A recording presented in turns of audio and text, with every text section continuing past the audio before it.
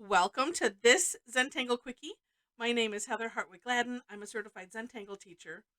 And today we're going to take a look at the Tangle Poppins from CZT Lisette Hofer.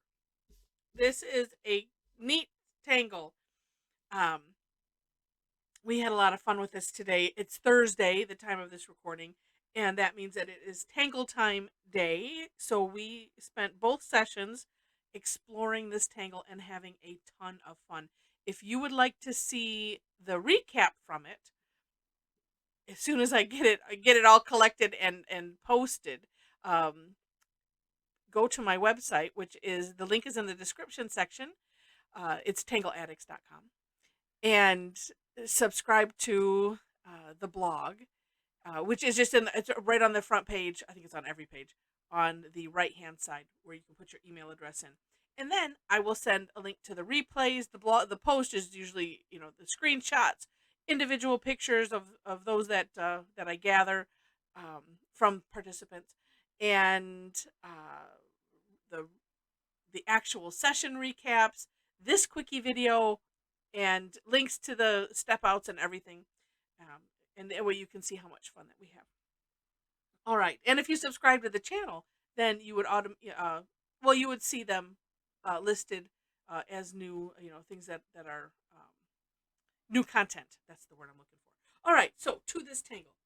This, like I said, this is a neat one. I think I'm going. Oh, all right, I'm going to do it on the angle. Okay, so starts off with, and let's see. I'm thinking how big. Let's see. I'm gonna draw this one bit tall-ish, and two straight or curvy lines, however you want them. And then at the top, we're gonna do a big C-shaped curved line, or you could think of it as a U, I suppose, like that, but it's really at the top. Then it looks like a cloud or sort of a flower, but it's just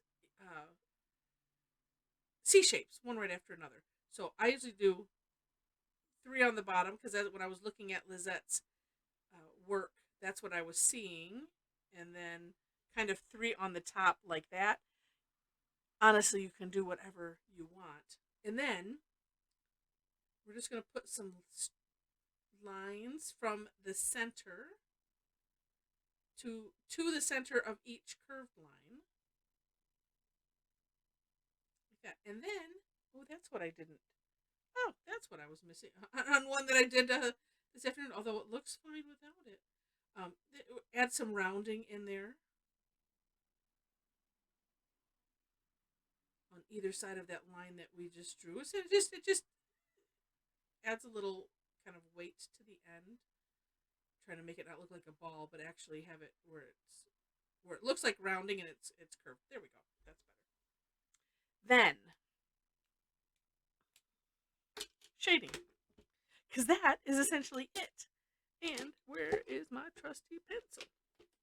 I was just using it. It has run away. It says, I'm tired. All right, we'll use this one. So the shading, she had, one line kind of coming down the center, and then two curved lines coming from either side. And if you search poppy seed head, you will see, I am assuming, the inspiration for this. I believe on Tangle Patterns. You know what? I will put that link in the description section also, besides Lisette's blog, because on Tangle Patterns she had pictures to them, and if you just do a search, and then usually on a search screen you can select what is it, something like news, images, videos. Select images so you can see a whole bunch. It's amazing. But this is basically how she has it, and what I ended up doing was also adding a little bit darker around right at the edge, and then also underneath these curve lines here, because they would be, up on top. It's not good to talk with your hands when you have a pencil in them. So I was trying to make the outside a little bit. This is just going to turn out to be gray.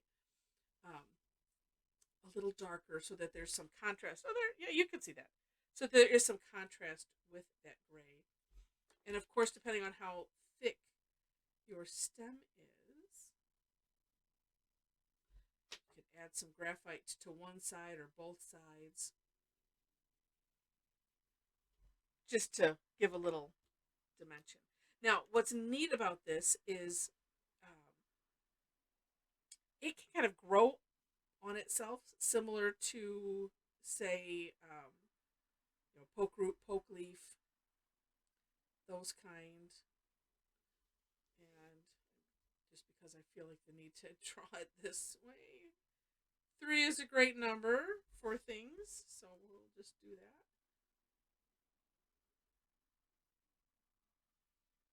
And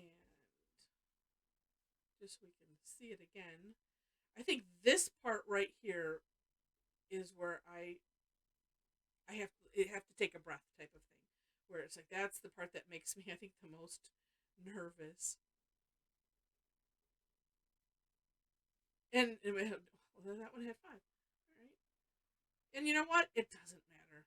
It really doesn't, because it's Zentangle. It's non-representational, so it's okay. We're not trying to replicate those. We just take. It's nice to look at pictures just to get extra inspiration. It really does. All right.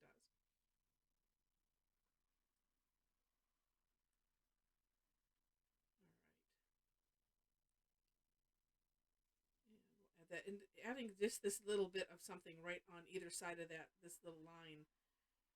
Also, it's just so neat how things like this just add so much. Makes all the difference. So, I'm going to show you, and actually this I like to do that straight line down the center first, that way I can kind of gauge. It just kind of helps. Alright, and I can finish shading that afterwards.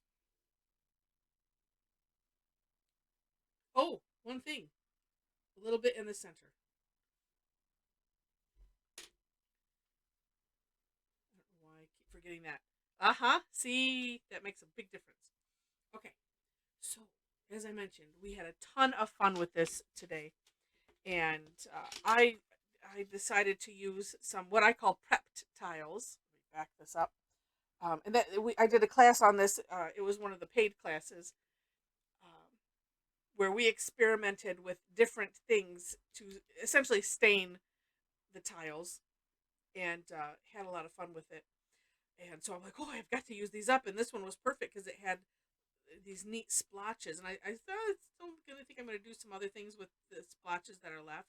But so I used those as the base for these. And I ended up doing that first. So when you're doing this, feel free if you don't know where, like how high you want them, how you want them placed. We found it just fine to do that part first and then add the stem afterwards. So that was fun. And then this was the one from our PM session. Again, it was a prepped tile. Was this one was? Oh no, that was alcohol ink. And just fun. Completely different style. This one I was trying to make it look, like a bouquet. This I was just putting it wherever I saw that it was a good place to put them, and then decided to have fun and be random and get out of my comfort zone, and it was a blast. So, lot of fun, neat tangle. Oh, and then I decided to come up with a new game. I'll announce it here, and hopefully my fellow Tangle addicts will see. If you ever, this has happened on more than one occasion. In my mind, you put a couple tangles together and it makes a name. So this is going to be the new game is going to be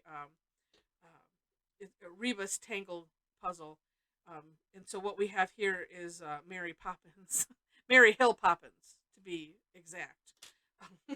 So I put Mary Hill behind it.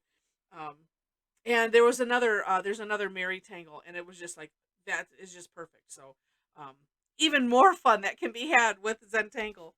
So I hope you enjoyed this. If you did, would love to have you click like. Feel free to share it, and if you like it enough to see more, would love to have you subscribe to the channel. I mentioned the description section. At the very top of the description section, you'll find links to the step out. So my step out, my version, I always do my own version, and then I put links to whomever originated the tangle.